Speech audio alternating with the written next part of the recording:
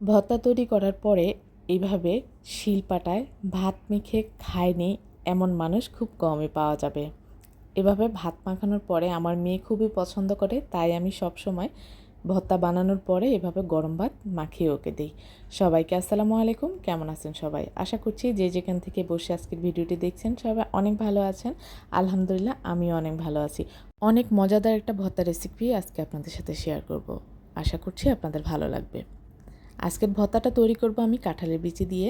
বিচিগুলোর খোসা ছাড়িয়ে আমি একটা পাতিলে পরিমাণ মতো পানি দিয়ে সিদ্ধ করে নেব।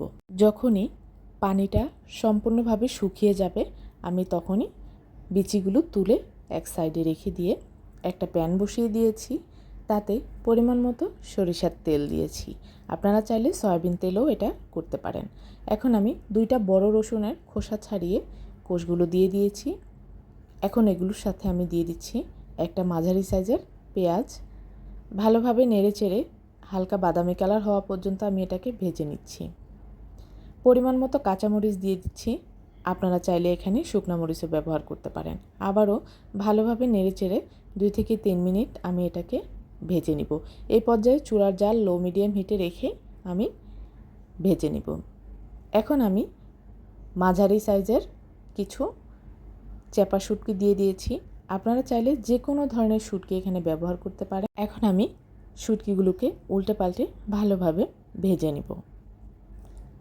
আজকের এই মজাদার রেসিপিটি যদি আপনাদের ভালো লাগে একবার হলেও বাসায় বানিয়ে খাওয়ার অনুরোধ রইল। যারা কাঁঠালের বিচির ভর্তা খেতে পছন্দ করেন কিন্তু বানাতে খুব কষ্ট লাগে তাদের জন্য এই রেসিপিটা অনেক সহজ। এখন আমি কিছু বিলাতি ধনিয়া পাতা অ্যাড করে দিয়েছি। আপনারা চাইলে আমাদের দেশীয় ধনিয়া পাতাটাও দিতে পারেন, তবে এই বিলাতি ধনিয়া পাতার স্মেলটা অনেক বেশি হয়, আমার কাছে খুবই ভালো লাগে। এখন আমি সম্পূর্ণ উপাদানগুলো উঠিয়ে নিয়ে কাঁঠালের বিচিগুলো হালকা করে ভেজে নিয়েছি। চলে এলাম শিলপাটায়। এখন সকল উপাদান একসাথে করে দিয়ে আমি পরিমাণ মতো লবণ দিয়ে এগুলোকে বেটে নিব। আপনারা চাইলে এটা ব্লেন্ডার জারেও করতে পারেন, তবে ব্লেন্ড করে নেওয়ার চাইতে ভর্তা শিলপাটায় আমার কাছে খুবই ভালো লাগে, তাই আমি সবসময় শিলপাটায় করার চেষ্টা করি। এখন আমি কাঁঠালের বিচিগুলো দিয়ে ভালোভাবে বেটে নেব। এটা সিদ্ধ করার কারণে বাটতেও খুবই সহজ হয়েছে। আমি খুব অল্প সময়ে ভর্তাটা তৈরি করতে পেরেছি।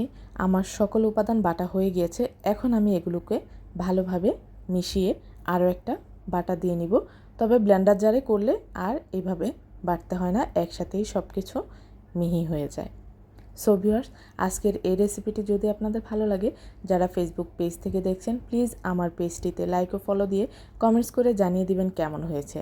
আর যারা ইউটিউব চ্যানেল থেকে দেখছেন প্লিজ আমার চ্যানেলটি সাবস্ক্রাইব করে পাশে থাকা বেল আইকনটি ক্লিক করে রাখবেন এমন আরও নতুন নতুন সহজ রেসিপি পাওয়ার জন্য। আমার ভর্তা তৈরি হয়ে গিয়েছে। আমার মেয়ে শিলপাটা থেকে নিয়েই খাওয়া শুরু করেছে।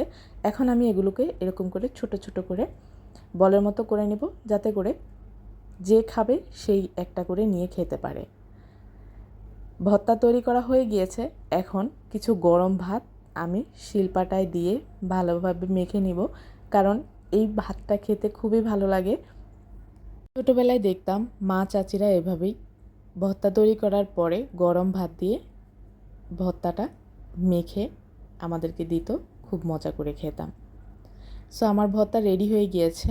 ভর্তাটা গরম ভাত কিংবা ঠান্ডা ভাত যে কোনোভাবেই আপনারা খেতে পারবেন, খুবই ভালো লাগে। সো আজ এই পর্যন্তই। সবাই ভালো থাকবেন, সুস্থ থাকবেন। ফিরে আসবেন নতুন কোনো রেসিপি নিয়ে। আল্লাহ হাফেজ।